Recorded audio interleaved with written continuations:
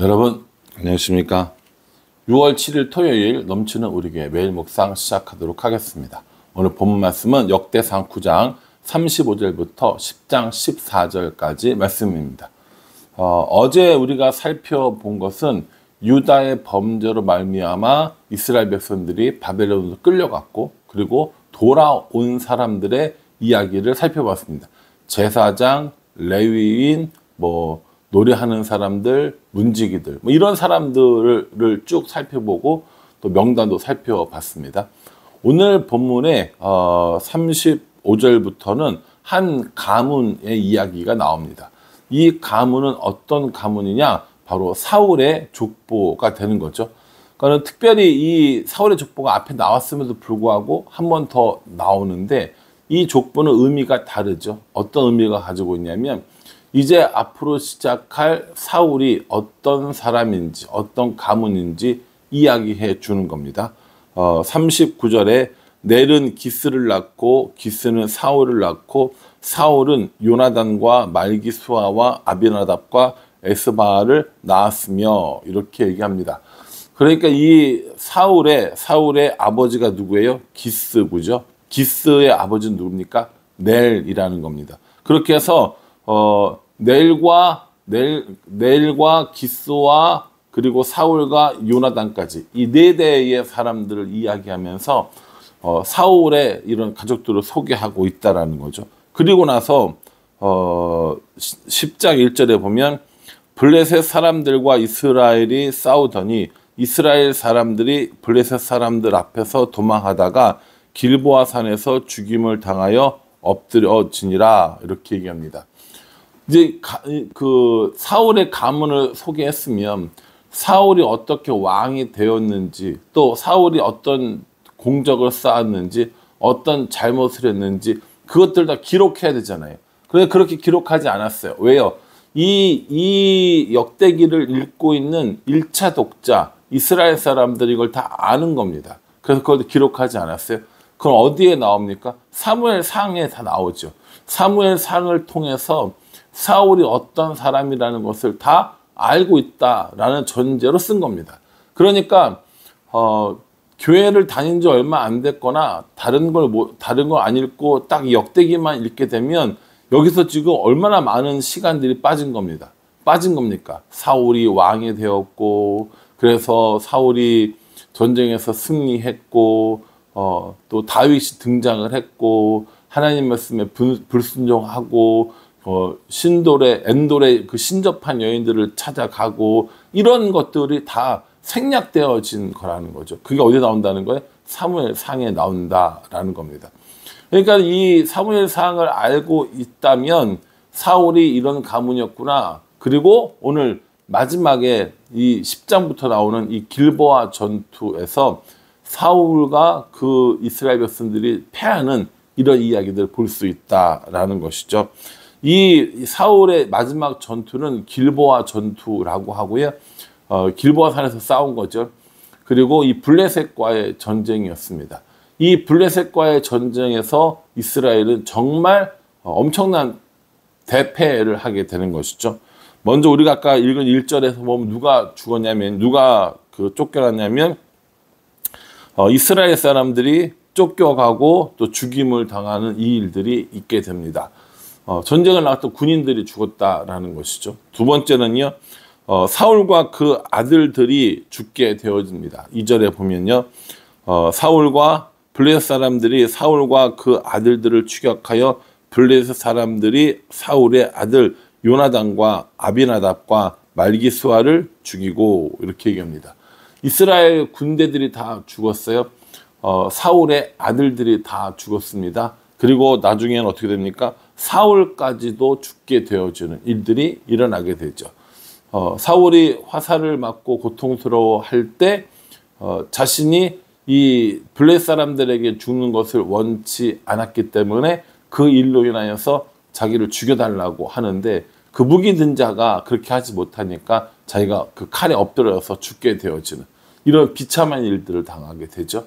또 그것을 본 이 무기 든 자, 그러니까 이 사울 왕의 수하인 거죠.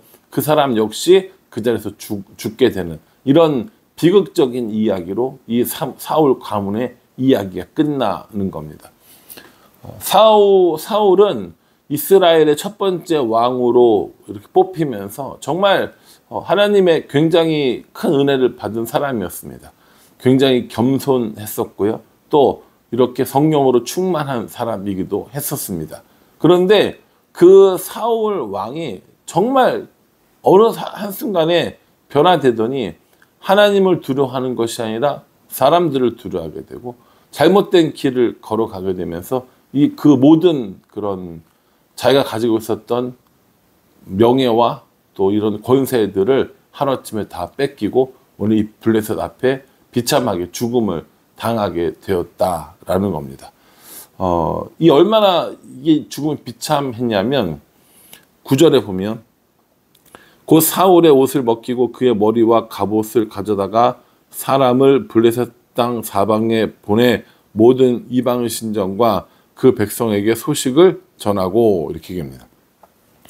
그 전리품을 취하려고 그 이스라엘 군대들이 있었던 다 죽어 있는 곳에 갔는데 거기서 사울을 발견한 겁니다. 사울의 갑옷을 벗기고 사울의 머리를 자르고 그래서 그 이방 신전에 그 머리와 갑옷들을 가져다 두고 조롱하는 이런 모습까지도 벌어지게 되는 겁니다. 그래도 한때는 왕이었는데 이렇게 처참하리까지 죽임을 당하고 이방 신들과 또 이방 백성들에게 조롱을 당할 만큼 철저하게 괴멸된 철저하게 사라진 이 사울의 모습들을 보게 되었다라는 것이죠. 이 사울의 죽음 앞에 블레셋 사람들은 사울의 시체를 가져다가 머리를 자르고 이방 신전의 사람들에게 보냈지만 11절에 보면 길앗 야베스 모든 사람이 블레셋 사람들이 사울에게 행한 모든 일을 듣고 이렇게 얘기합니다. 길앗 야베스라는 종족이 있었는데 그 사람들이 용사들을 보내어 이 사울의 아들들 사울 시체와 사울의 아들들의 시체를 거두어다가 장사를 지내줍니다.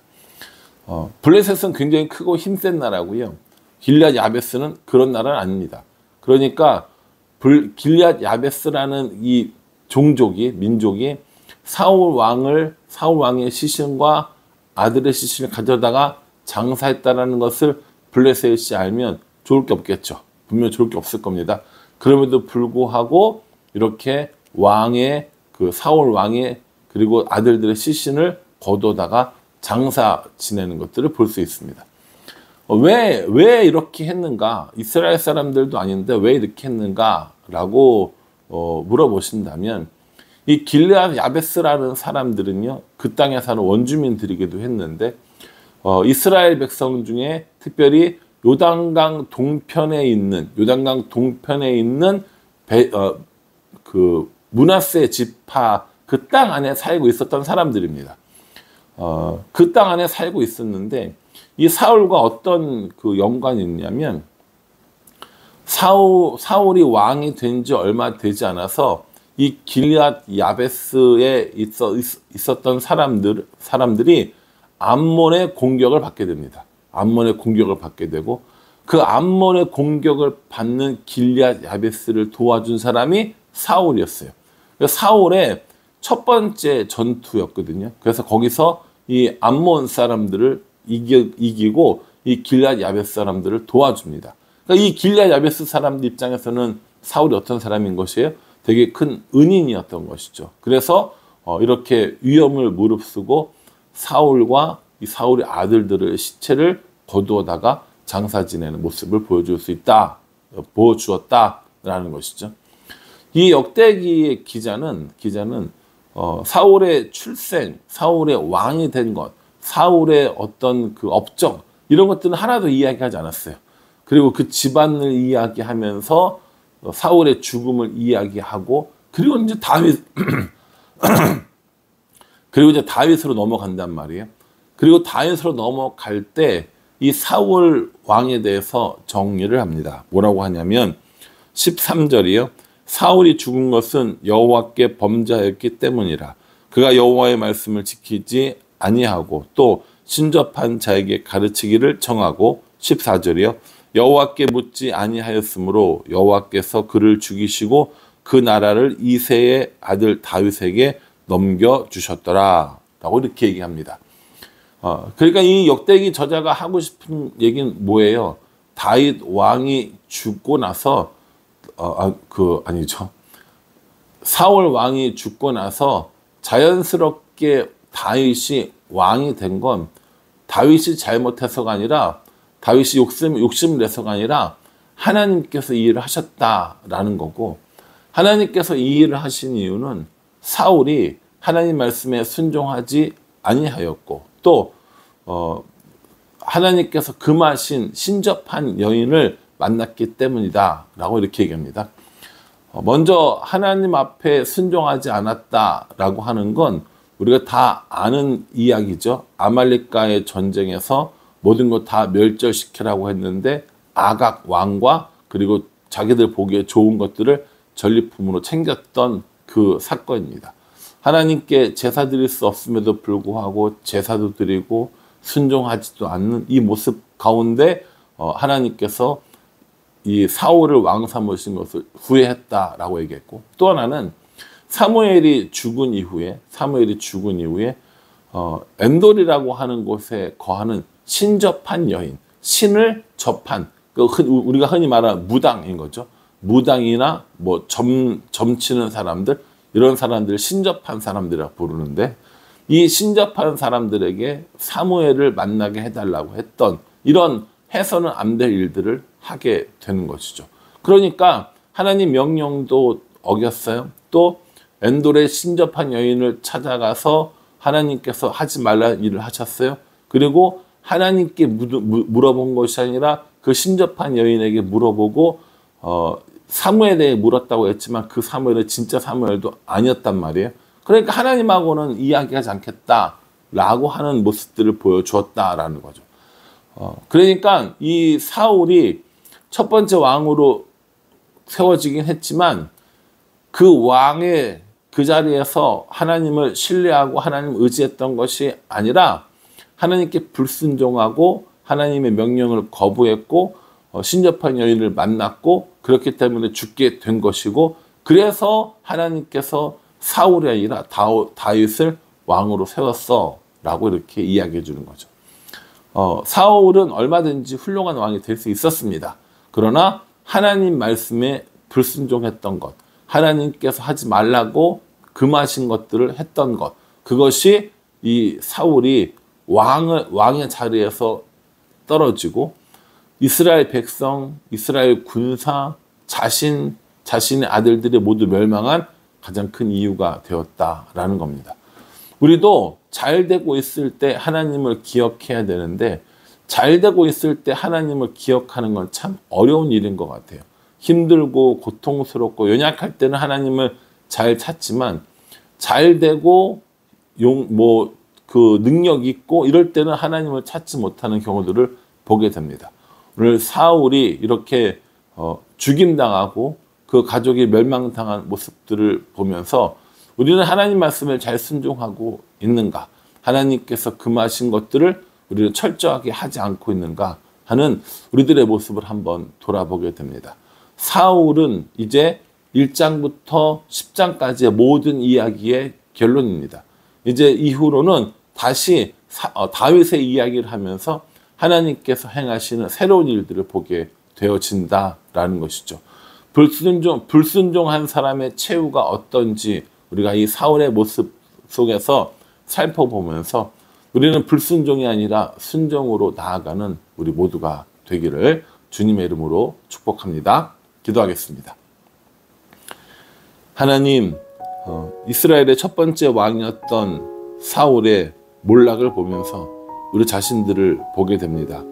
우리는 그렇게 말씀에 순종하고 있는지, 또 하나님께서 금하신 것들을 하지 않고 있는지 우리 자신을 볼 때 부끄러움이 많습니다.